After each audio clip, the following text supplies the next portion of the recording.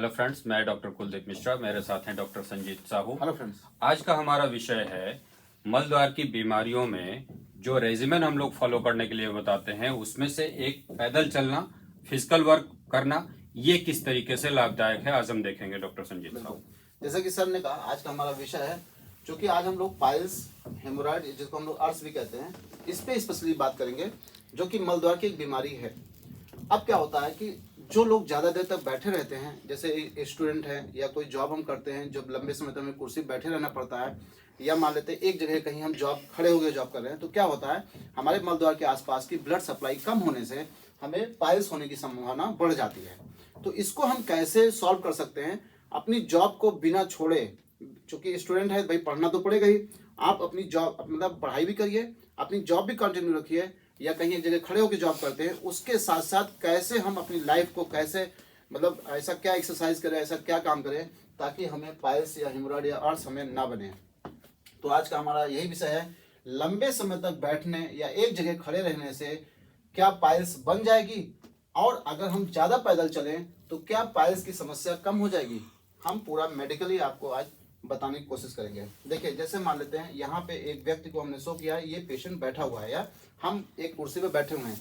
जब हम एक जगह बैठते हैं तो हमारे पूरे शरीर की ब्लड सप्लाई एक जैसे होती है, लेकिन इस एरिया में जो ग्लूटियल रीजन है, वहाँ की जो ब्लड सप्लाई होती है वो कम होगी। क्यों? क्योंकि हम जब बैठते हैं तो जो एनोरेक्टल रीजन होता है, वहाँ पे प्रेशर की वजह से आपको पता है ब्लड सप्लाई कम होगी। जैसे आप अगर थोड़ी देर के लिए हाथ को दबा दीजिए तो थोड़ी देर बाद आपके हाथ में झुंझुनी पैदा होने लगती है। तो झुंझुनी यानी वहाँ पे शून्य होने लगता है। क्यों? क्योंकि जब यहाँ पे ब्लड का फ्लो ही नहीं होगा तो इस वाले पार्ट को ऑक्सीजन की सप्लाई कम मिलेगी, जो आपके ब्लड में न्यूट्रिशन है वो इस कोशिकाओं को नहीं मिलेगा, और जो यहाँ पे बायो वेस्ट प्रोडक्ट बन रहा है वो हमारे शरीर से बाहर नहीं निकल पाएगा, जिसकी वजह से यहाँ की कोशिकाएं क्या हो जाएंगी, कमजोर हो जाएंगी। जब यहाँ की कोशिकाएं कमजोर हो जाएंगी तो वहाँ का जो टिश्यू है, जो ऑर्गन है, वो भी तो कमजोर हो जाएगा, यानी उसके फंक्शन में कहीं ना कहीं डिस्टर्बेंस आएगा ही आएगा। इसी तरह जब हमारे मलद्वार के आसपास की एरिया में ब्लड की सप्लाई कम होती है तो हमारे एनल कैनाल के अंदर पाइल्स की समस्या डेवलप होती है, या कई बार फिशर भी बन जाता है। कई बार फिशला भी देखा है कि फिशला की संभावना होने की संभावना बढ़ जाती है। तो चूंकि आज पाइल्स कैसे होता है, देखिए यहाँ पे ये बैठे हैं और यहाँ पे ये चल रहे हैं। अगर हम देखें तो इनके शरीर में चाहे हेड हो या थोड़ा या ट्रंक है या लेग है, यहाँ की ब्लड सप्लाई तो बहुत अच्छे से हो रही है, लेकिन हिप रीजन की ब्लड सप्लाई क्या है, कम है। लेकिन यहाँ जब ज़्यादा पैदल चलते हैं या हम रनिंग करते हैं तो हमारे सर से लेके पाँव तक ब्लड सप्लाई जो है एक जैसी है। और चूंकि हमारा जीवन ब्लड पे निर्भर है, किसी के शरीर में अगर खून है तो वो अगर नॉर्मल लेवल पे खून है तो वो हमेशा हेल्दी रहेगा। जिसको एनीमिया हो जाता है, जिसके खून की कमी हो जाती है, उसकी शरीर में कुछ ना कुछ चेंजेस आप देखने को मिलते होंगे। तो अगर आपका ब्लड फ्लो नॉर्मल है तो आपकी जो कोशिकाएं हैं वो बिल्कुल नॉर्मल वर्क करेंगी, और आपका जो टिश्यू है, जो ऑर्गन है, वो बिल्कुल नॉर्मल हेल्दी वर्क करेगा। अब क्या होता है, एक एग्जांपल आपको देते हैं। जैसे कभी क्या होता है कि हृदय में अगर ब्लड की सप्लाई कम हो जाती है तो आप देखिए उनको हार्ट अटैक डेवलप होता है, आपने सुना होगा। या हमारे ब्रेन को अगर सप्लाई कम है तो वहाँ पे इश्कीमिया डेवलप होता है, वहाँ की सेल में सेल डेथ होने, उसमें सेल में नेक्रोसिस हो जाती है। तो इसी तरह अगर हमारे यहाँ पे ब्लड की सप्लाई कम होगी तो ये ऑर्गन भी कमजोर पड़ने लगेगा। कैसे? अब मान लेते हैं कि हमारे हिप के रीजन में, इस एरिया में, एनोरेक्टल रीजन में ब्लड की सप्लाई कम होगी, तो जब ब्लड कम होगा तो वहाँ पे न्यूट्रिशन भी तो कम पहुँचेगा, तो हमारी जो वहाँ की कोशिकाएं होंगी उसमें स्टार्वेशन डेवलप होगा, यानी वो कोशिकाएं क्या हो जाएंगी, भूखी हो जाएंगी। और वहाँ पे ऑक्सीजन कम पहुँचेगा तो वहाँ पे हाइपोक्सिया डेवलप होगा, और वहाँ पे जो बायो वेस्ट प्रोडक्ट होता है वो अगर शरीर से बाहर नहीं निकल पाया तो वहाँ पे क्या होता है, ओवरऑल हमारे शरीर में इश्कीमिया डेवलप होता है। इश्कीमिया का मतलब होता है less supply of blood to the organ, या वहाँ की जो कोशिकाएं होती हैं वहाँ पे जब ब्लड सप्लाई कम होने लगती है तो वहाँ पे इश्कीमिया डेवलप होता है। इश्कीमिया के बाद नेक्रोसिस एक कंडीशन आती है, और नेक्रोसिस के बाद वो ऑर्गन फेल्योर में चला जाता है। फिर ऑर्गन फेल्योर के बाद फिर और भी जो आगे की प्रक्रिया होती है। तो अगर हम खूब अपनी जॉब के साथ साथ नॉर्मल एक्सरसाइज करते हैं, पैदल चलते हैं या रनिंग करते हैं, तो आप देखेंगे आपको मलद्वार की जो बीमारियां होती हैं वो होने की संभावना बहुत कम हो जाएगी। अब क्या होता है, हमें पाइल्स बनता क्यों है? अब हमें ये तो हो गया ब्लड फ्लो, हमने समझा दिया। पाइल्स बनता क्यों है? ये हमारा रेक्टम होता है, ये हमारा रेक्टम है, ये हमारी एनल कैनाल होती है।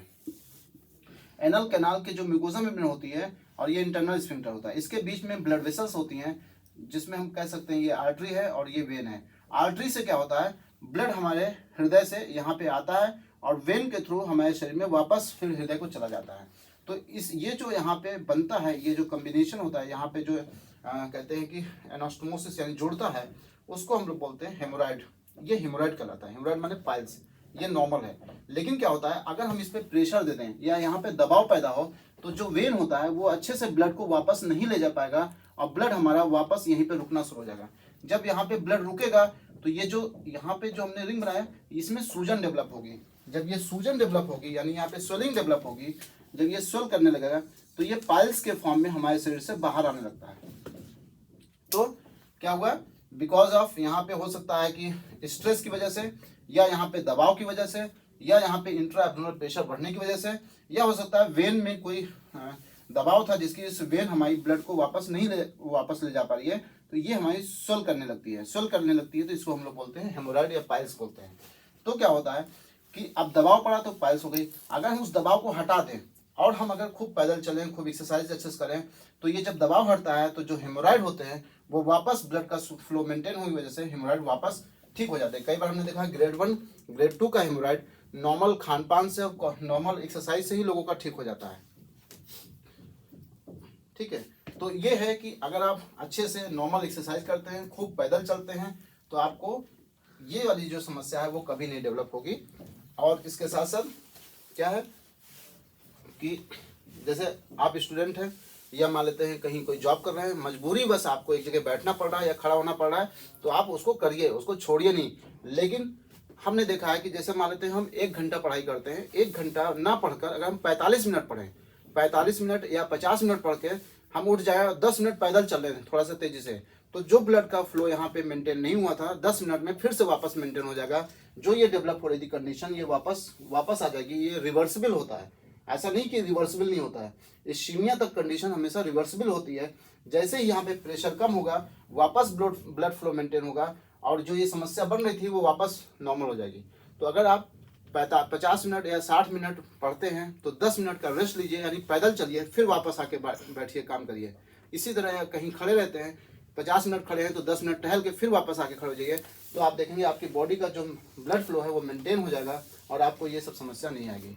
तो जॉब अपने आप पूरी करिए, लेकिन कोशिश करिए मॉर्निंग में या इवनिंग में या सुबह शाम दोनों थोड़ा सा रनिंग करिए, जैसे ब्रिस्क वॉक बोलते हैं, तेजी से चलिए, या योगा प्राणायाम करिए और कोशिश करिए कि इस पर प्रेशर कम पड़े।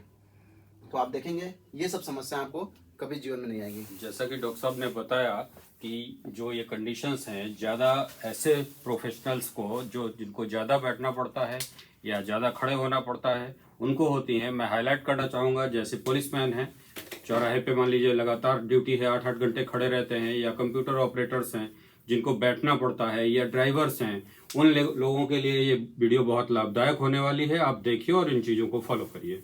Thank you.